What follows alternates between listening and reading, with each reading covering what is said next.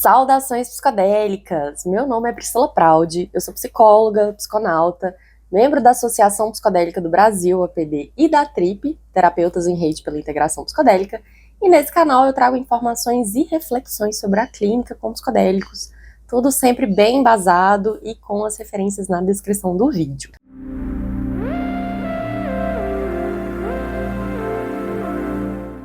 Bom, para quem não me conhece, eu sou psicóloga junguiana. E um fenômeno que é muito comum nas experiências psicodélicas é o acesso ao inconsciente coletivo e aos arquétipos. Como que isso acontece, né? Pode aparecer, por exemplo, uma figura ali que transmite ensinamentos profundos, alguém que guia a experiência.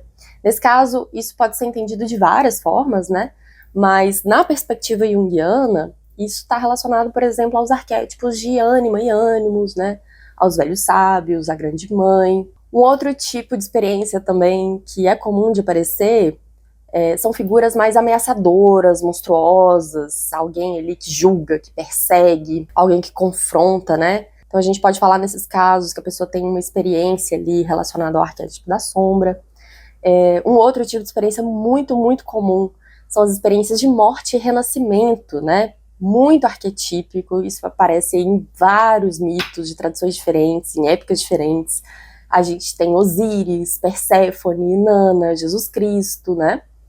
A experiência de união com o todo também é muito comum, né? As pessoas narrarem esse tipo de experiência. Isso é também bastante arquetípico, né? A gente pode falar, nesses casos aí, do arquétipo do self. E eu falei sobre isso, inclusive, no vídeo sobre experiências místicas, né? Enfim, tô aqui pincelando aí alguns exemplos do que seria experienciar algo arquetípico, né, durante estados não ordinários de consciência, que a gente está falando principalmente sobre a alteração através dos psicodélicos. E aí, gente, ano passado saiu um artigo muito interessante, que me deixou muito pensativa, muito eufórica, para falar a verdade, e que eu quero trazer aqui para vocês, né, algumas ideias principais desse artigo, junto aí com algumas reflexões, né, que acompanham e acompanharam, né, essa leitura. Esse é um artigo que propõe uma leitura neurocientífica sobre o conceito de arquétipos do Jung, e ele busca compreender as correlações neurais que acompanham esse tipo de experiência arquetípica. E aí é bem legal que nessa tentativa de entender melhor as experiências psicodélicas, eles trazem contribuições muito boas e eu acho que muito necessárias para esse diálogo aí das neurociências com a psicologia analítica e com a psicanálise. E assim, eles deixam bem claro que essa não é uma tentativa de mapear neuroanatomicamente os conceitos junguianos, tá? Eles sabem que esses conceitos são simbólicos, são imaginais por natureza e que são muito mais ricos e muito mais complexos do que o método neurocientífico poderia alcançar, né?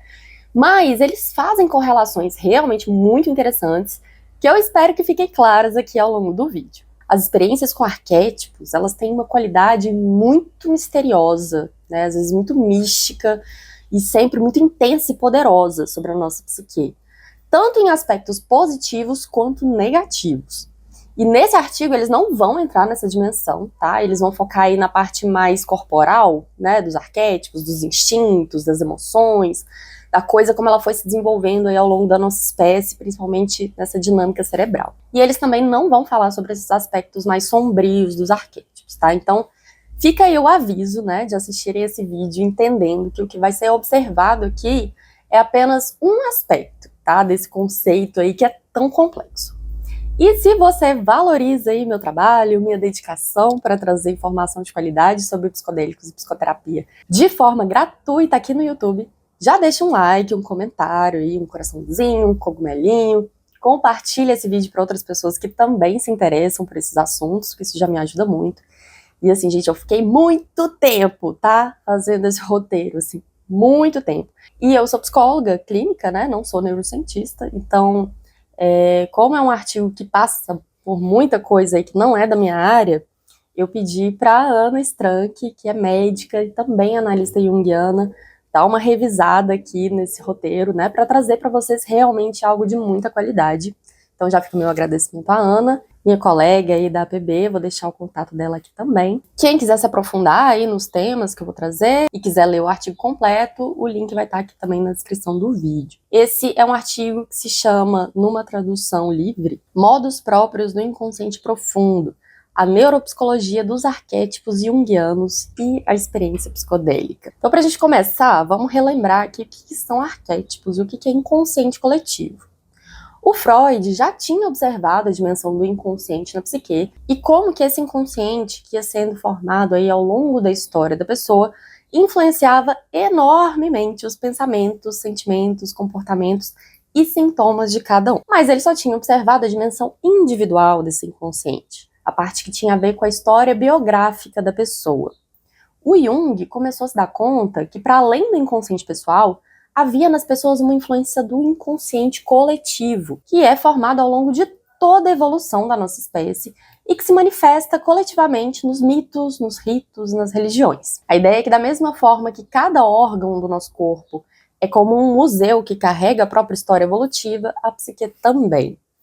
Os arquétipos representam, ao mesmo tempo, processos vitais básicos, instintivos da experiência humana e os papéis sociais atrelados a eles, como, por exemplo, no arquétipo da grande mãe ou grande pai, esse ser supremo aí, que dá vida, que cuida, que está atrelado ao fenômeno do nascimento, a necessidade de cuidado do bebê, e aos papéis sociais de pai e mãe. Se a gente for falar do arquétipo da sombra, ele representa um instinto de reação a ameaças, ou a predadores, aquilo que a gente quer evitar para manter a autopreservação. Se a gente vai falar do arquétipo do herói, a gente está falando dessa coragem de enfrentar os desafios para se desenvolver, para proteger o grupo, o território.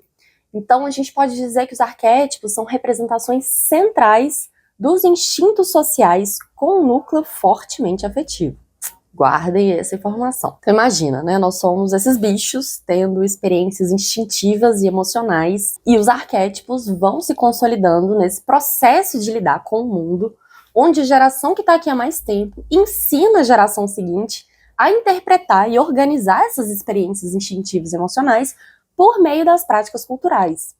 Então as histórias, os mitos, o folclore, os ritos de passagem, as religiões, são todas tecnologias sociais que trazem um acúmulo das representações que foram importantes para a sobrevivência dos nossos ancestrais. E é uma tecnologia que se auto-atualiza. Então, à medida que as gerações passam e as culturas mudam, as histórias, os ritos, os mitos também se atualizam, mas mantendo a sua função de estruturar as vivências humanas e atuar como modelos que moldam a percepção, a imaginação e o comportamento. Então, os arquétipos, eles trazem alguma ordem, algum sentido e previsibilidade para a experiência humana.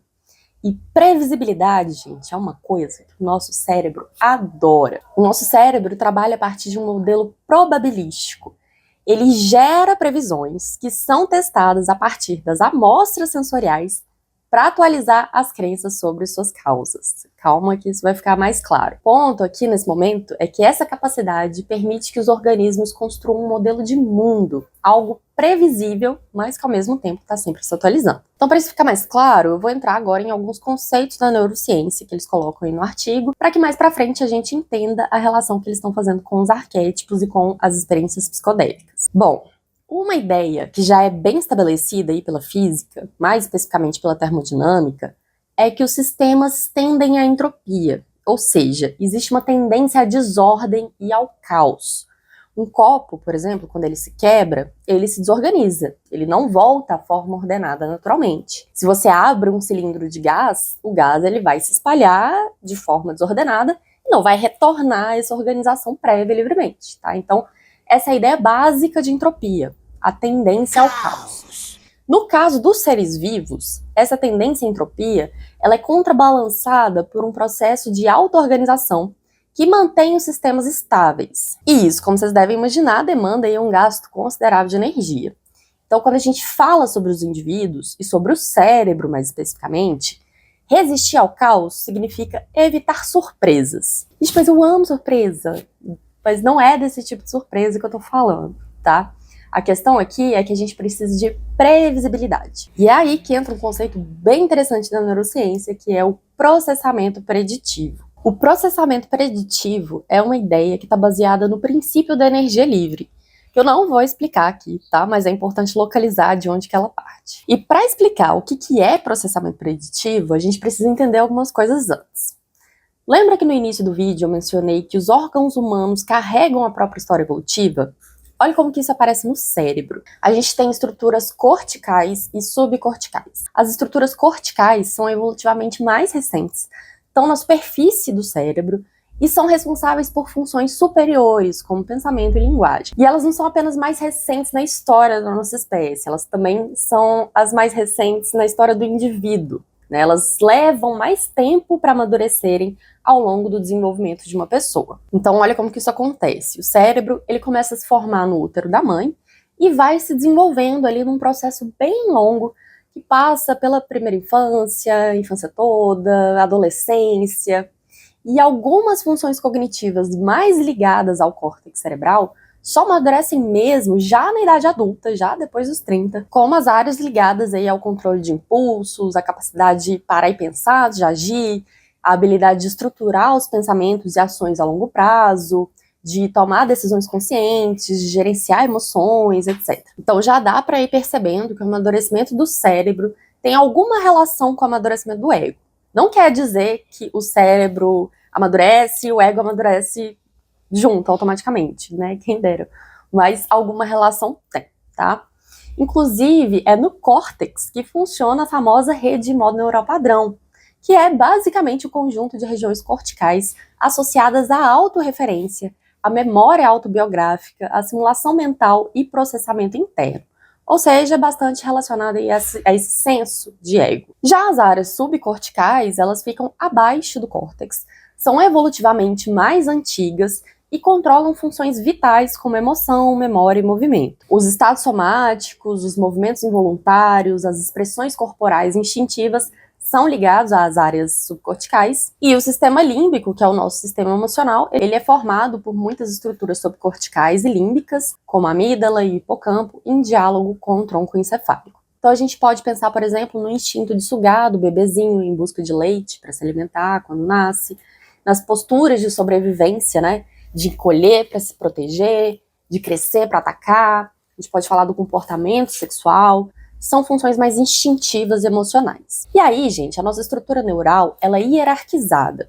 Isso quer dizer que existem áreas primárias, de nível mais baixo, que processam os dados brutos, como os que vêm aí dos órgãos sensoriais, do córtex visual primário. Então, como exemplo, vamos pegar aqui a detecção de luz e formas. E aí, essa detecção de luz e formas, ela vai subir ali para o nível médio, para as áreas secundárias, que são envolvidas no reconhecimento e na interpretação. Então, são áreas que vão pegar essa luz e forma e vão interpretar que isso forma um rosto. E aí, essa informação é passada para o nível mais alto, que são as áreas terciárias, responsáveis pela integração, planejamento e contexto, que vão associar aqui nesse exemplo, né, que esse rosto detectado é de uma pessoa conhecida. Então, isso que eu estou descrevendo aqui é um tipo de troca de informações bottom-up, ascendente, de baixo para cima, vai dos níveis de processamento mais baixos para os mais altos. Mas existe também uma troca de informações tipo top-down, de cima para baixo, né, descendente. Então, seguindo aí esse mesmo exemplo, uma vez que esse rosto ele é compreendido como de uma pessoa conhecida, as áreas cognitivas superiores vão processar essa informação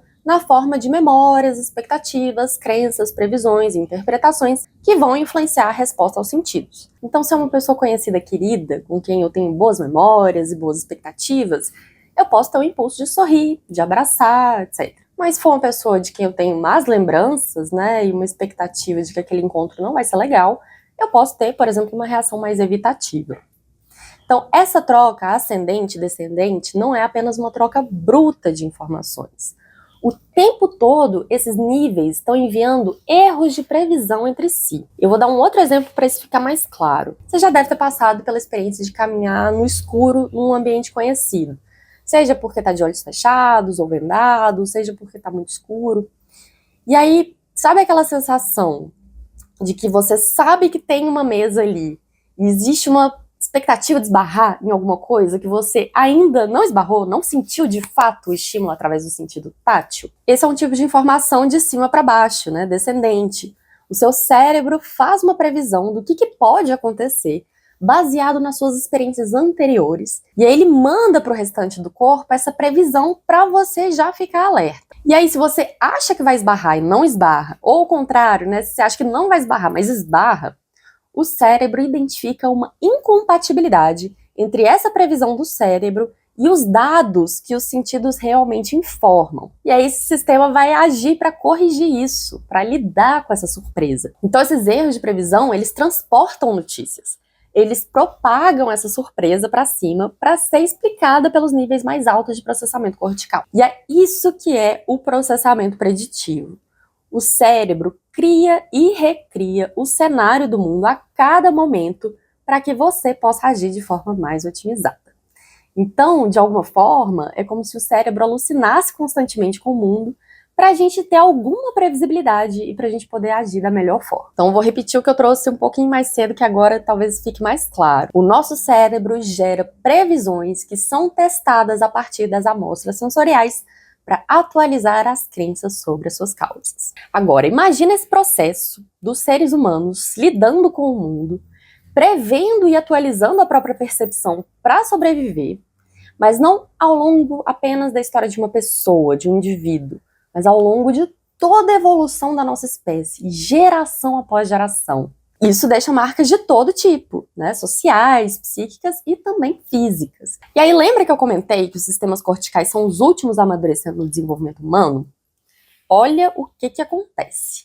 Durante muito tempo da vida de uma pessoa, existe uma certa lacuna de maturação neural, um descompasso entre os sistemas cerebrais evolutivamente mais antigos, mais emocionais, e os sistemas corticais evolutivamente mais recentes, mais ligados às funções do ego, que ainda não estão totalmente diferenciadas e coordenadas. Ou seja, no início do nosso desenvolvimento, a gente está mais imerso nesse domínio dos sistemas subcorticais, desse universo aí atrelado mais ao inconsciente, ao emocional.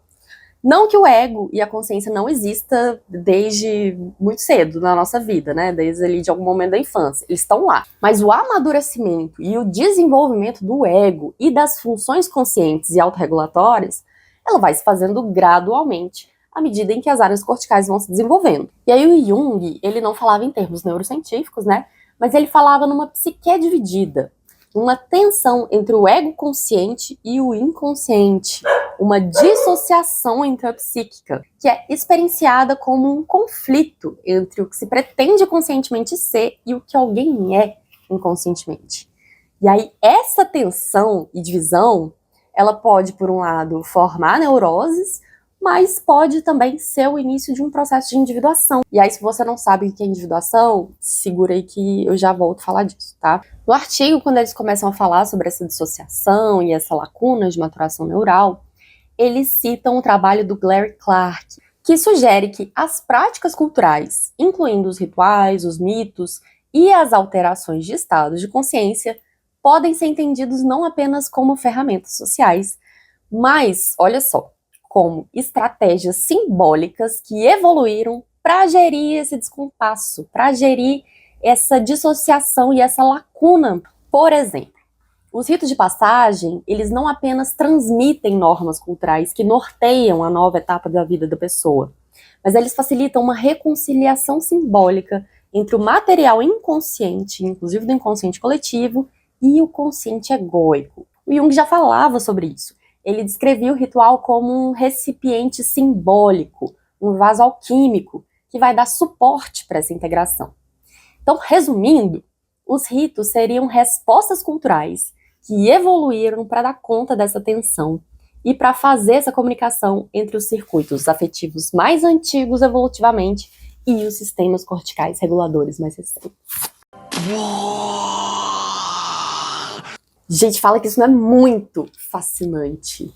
Que essa comunicação entre consciente e inconsciente, ela é muito importante para a nossa saúde psíquica e é um dos pontos centrais aí do trabalho clínico junguiano.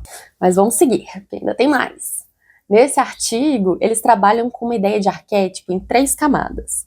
As histórias arquetípicas, que seriam os mitos, contos de fada, aquilo que é da linguagem falada e escrita. As imagens arquetípicas, que seriam os símbolos diretos, né, as imagens, mandalas, os personagens diversos aí que habitam a psique, a forma deles, e o que eles chamam de arquétipo em si, que seria o núcleo afetivo dos arquétipos. E aí eles vão desenvolver todo um raciocínio ali no artigo defendendo que esse núcleo teria as suas raízes nos sistemas subcorticais. A gente pode entender isso melhor através de uma figura do próprio artigo. Eles colocam aí a camada dessas histórias, né, que depende da linguagem, mais associadas às áreas corticais de nível superior, né, e à organização narrativa. As imagens arquetípicas, mais no meio, eles relacionam principalmente ao córtex visual e ao fluxo de informação visual ascendente, né, de baixo para cima. E o núcleo afetivo dos arquétipos, eles se relacionam com essa parte mais antiga dos sistemas subcorticais. E aí é muito interessante porque o próprio Jung acreditava que se existisse alguma analogia entre processos psíquicos e fisiológicos, os arquétipos provavelmente estariam relacionados a regiões subcorticais, particularmente ao tronco encefálico. O tronco encefálico é uma estrutura evolutivamente bem antiga que conecta o cérebro à medula espinhal, ou seja, conecta o cérebro ao restante do corpo através dos feixes de neurônios que passam por ali. E ele está ligado aí a funções corporais automáticas, como reflexos, respiração, funções gastrointestinais, batimentos cardíacos, pressão arterial, equilíbrio, deglutição, ciclo sono-vigília, enfim. Tudo passa por ali. O tronco encefálico é essencial para manter o corpo funcionando. E aí o Jung, ser intuitivo e perspicaz, né, que era, fez uma analogia simbólica entre esse papel aí de importância central e distribuição universal do tronco encefálico ao arquétipo do si mesmo, que seria aí o arquétipo central, o arquétipo dos arquétipos, essa instância psíquica que fala tanto do centro quanto da totalidade e que frequentemente é representado aí na forma de uma mandala. E olha que coisa, né? Porque assim, a princípio pode parecer uma grande doideira, né? Mas olha o que ele diz sobre essa relação, né? O que fez ele pensar nessa relação? Abre aspas. A razão que me levou a conjecturar uma localização da base fisiológica desse arquétipo de si mesmo no tronco encefálico foi o fato psicológico de que, além de ser especificamente caracterizado pelo papel de ordenação e orientação, suas propriedades unificadoras são predominantemente afetivas. Eu conjecturaria que tal sistema subcortical poderia, de alguma forma, refletir características da forma arquetípica do inconsciente. E aí, só um parênteses aqui, né? Ele fala do arquétipo do si mesmo estar localizado aí no tronco encefálico, né, dessa conjectura, mas aqui no artigo eles não estão falando que o arquétipo do si mesmo está localizado aqui no tronco encefálico, tá? Não é um mapeamento neural do arquétipo. Uma coisa muito provavelmente está relacionada com a outra, mas a partir aí desse lugar mais simbólico. Sabendo disso tudo, vamos aqui ao que mais interessa as pessoas que assistem nesse canal, né? Vamos olhar para as experiências psicodélicas e para as hipóteses sobre o porquê da gente acessar essas experiências, imagens arquetípicas nesses estados. Os psicodélicos clássicos são substâncias que atuam principalmente nos receptores serotoninérgicos 5-HT2A, que são abundantes no córtex, principalmente nas áreas de nível superior responsáveis pelo processamento cognitivo mais complexo, nas regiões da rede de modo neural padrão e também no córtex visual primário. E aí, basicamente, os psicodélicos, eles desorganizam ou reduzem a conectividade funcional intra-rede, nessas redes aí de alto nível, de complexidade alta, incluindo a rede de modo neural padrão, e aumenta a conectividade entre áreas cerebrais que normalmente não se comunicam. Isso leva aí a um afrouxamento cognitivo, e há um aumento de repertório e de conectividade cerebral responsável pela famosa flexibilidade cognitiva que os psicodélicos trazem. Em outras palavras, os psicodélicos aumentam a entropia da atividade cortical espontânea, que justamente evoluíram para ser contra a entropia, né? Para trazer ordem, noção de eu, organização, pensamento, planejamento. Essas alterações dos psicodélicos fazem também com que as regiões superiores do córtex fiquem mais sensíveis e receptivas às entradas de estímulos que estão ascendendo das regiões inferiores, como, por exemplo, as informações que vêm do córtex visual. E isso poderia explicar, segundo os autores do artigo, o acesso facilitado às imagens do inconsciente. Seria por isso que quando a gente toma psicodélico, a gente tem acesso àquele tanto de imagens, e que não são imagens aleatórias, né? Elas têm um núcleo fortemente afetivo, e elas dizem muito, tanto da história da pessoa, quanto dessas imagens arquetípicas. E eu não sei vocês, mas a sensação que eu tenho é justamente essa, assim, quando eu tomo um psicodélico, de que as imagens que eu tô tendo acesso, elas estão vindo de algum lugar muito profundo e alcançando a superfície. E uma coisa que é importante, bem interessante da gente colocar aqui, é que esse tipo de alteração de consciência não se dá apenas com o consumo de substâncias psicodélicas, tá? Isso pode vir também através das práticas rituais, de músicas que levam a transe, né, cantos, tambores. Também pode vir a partir de práticas meditativas, de respiração, enfim. O fato de que existem vários tipos de prática que visam a alteração de consciência em várias culturas e períodos históricos diferentes aponta justamente para a importância evolutiva dessas práticas. E aqui cabe uma pergunta muito chave. Se os estados alterados de consciência são úteis para a evolução da nossa espécie, por que eles inibem justamente as funções corticais da cognição humana?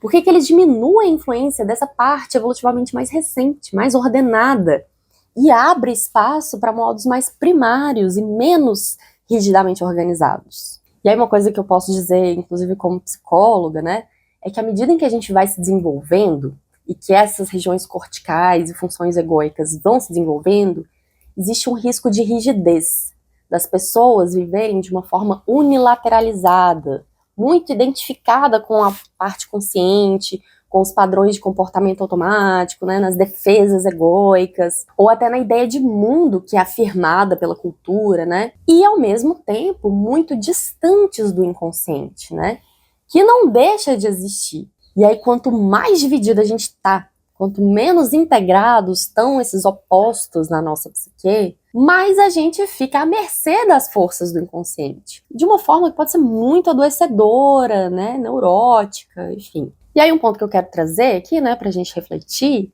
é que a nossa cultura ocidentalizada, ela vem se distanciando dessas tecnologias, né, dessas práticas que norteiam a comunicação entre consciente e inconsciente. A gente até tem aí certos rituais sociais, né, que marcam mudanças importantes na vida, como casamento, formatura, etc., mas que chegam hoje aí muito empobrecidos, muito mercantilizados, né, talvez não cumpram tanto essa função. Um outro exemplo disso, né, da forma aí como a nossa sociedade, a nossa cultura não ensina a gente a lidar com isso, é a forma como a gente trata os sonhos, né? É muito comum as pessoas quase não se lembrarem dos sonhos, ou se lembra, enfim, não dá tanta importância, é meio, doideira, enfim. O que é muito diferente, por exemplo, dos Yanomami. Eu já citei aqui em alguns vídeos o livro O Desejo dos Outros, da Hannah Limuja, que fala sobre os Yanomami, né? E ela fala sobre como que os sonhos são centrais na forma aí deles se relacionarem uns com os outros e com o mundo, né, na forma de se organizar como sociedade. Então, eles acordam e contam uns para os outros os sonhos, né?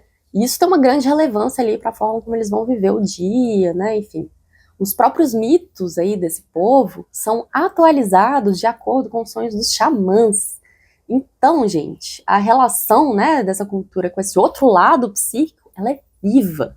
E é muito diferente aí da forma como as pessoas da nossa cultura lidam com os próprios sonhos, né? Então a gente não tem realmente aí práticas rituais, sociais fortes o suficiente para ajudar a gente a entrar em contato com essas dimensões do inconsciente. Claro que sempre vão ter aí pessoas que seguem determinadas tradições religiosas, por exemplo, ritualísticas, e que mesmo na nossa sociedade ocidental fazem esse tipo de integração, né? Mas normalmente são coisas mais pontuais, né? Mais de certos subgrupos, né? Estou falando aqui de algo da cultura e da sociedade mais amplo, né, mais geral. E aí, nesse ponto, né, eu penso que os psicodélicos têm um peso gigantesco pra gente, né, para as pessoas aí da nossa sociedade, porque eles podem funcionar como uma porta para essa comunicação perdida.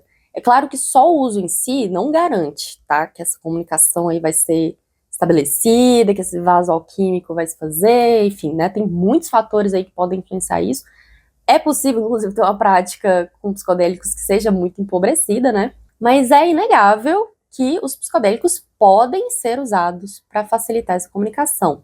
Se vão ou não, outros 500, mas pode. E na clínica, quando a gente escuta sobre as experiências psicodélicas, né, das pessoas, vai ficando muito claro como que esse relaxamento das restrições top-down, né, dessa organização egóica e tal, como que isso favorece o acesso aos conteúdos emocionais, inconscientes e arquetípicos. E aí esse processo que se dá durante a experiência psicodélica, mas que se dá também na clínica, né, na integração das experiências, no próprio processo terapêutico, né, de dialogar com o próprio inconsciente, inclusive de entrar em contato com partes rejeitadas da nossa psique, esse diálogo, esse contato vai permitindo que a gente vá se dando conta desses opostos que habitam em nós, né, dos vários personagens internos.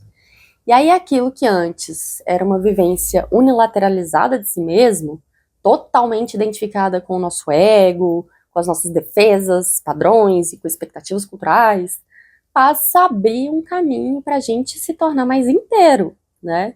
Não perfeitos, mas inteiros e mais autênticos. E para quê, né? Para satisfazer aí uma necessidade individual? Para ostentar uma autenticidade que te distingue das massas? Claro que não, né? Porque afinal de contas, qual que seria a vantagem evolutiva disso, né, para nossa espécie? É justamente o contrário, né? Essas tendências individualizantes que vão aparecendo na nossa sociedade hoje em dia, né? Com uma vivência comunitária enfraquecida e tal, muito individualista, isso está ligado a um adoecimento individual e coletivo. Agora, uma coisa que eu observo, né, e várias pessoas aí do campo junguiano também observam, é que essas pessoas que realizam a si mesmas, né, que estão nesse movimento aí de integrar os próprios opostos, que estão nesse caminho de individuação e que abraçam aquilo que elas têm de único em si mesmas, têm algumas coisas em comum. Primeiro que essa transformação interna, ela transborda, né, ela impacta as relações, isso vem para o mundo. Segundo, que essas pessoas não apenas reproduzem a cultura. Essas pessoas frequentemente questionam certas crenças e práticas culturais, e o seu agir no mundo é também um agir a favor de uma atualização da cultura. Tá? Não uma atualização qualquer, né? Porque, obviamente, quando as culturas mudam, isso pode mudar para bem ou para mal, né? Algo que favorece ou desfavorece aí a espécie, né? As nossas relações sociais, dependendo do que está guiando essa transformação. Mas, na minha opinião, aí, né, essa reflexão que eu quero trazer, esse ímpeto natural da gente se tornar nós mesmos é um dos pilares aí que podem trazer mais saúde psíquica, né, para os indivíduos e também, paralelamente, transformações que atuam em a favor de uma saúde social. E talvez culturas mais saudáveis ajude a formar indivíduos mais saudáveis, né? É sempre uma troca, né? Nós construindo a cultura e a cultura construindo a gente. Bom, gente, é isso que eu gostaria de trazer por hoje, né, como reflexão. Me conta aqui nos comentários se essas informações ajudaram vocês a expandir a consciência de alguma forma, né, a perceber certas questões aí sobre a nossa vivência como seres humanos aqui de alguma outra forma. Compartilha com a gente as reflexões que você fez, o que você já sabia, o que você não sabia, o que você pensou a partir disso. E é isso por hoje, gente. Um grande abraço. Até a próxima.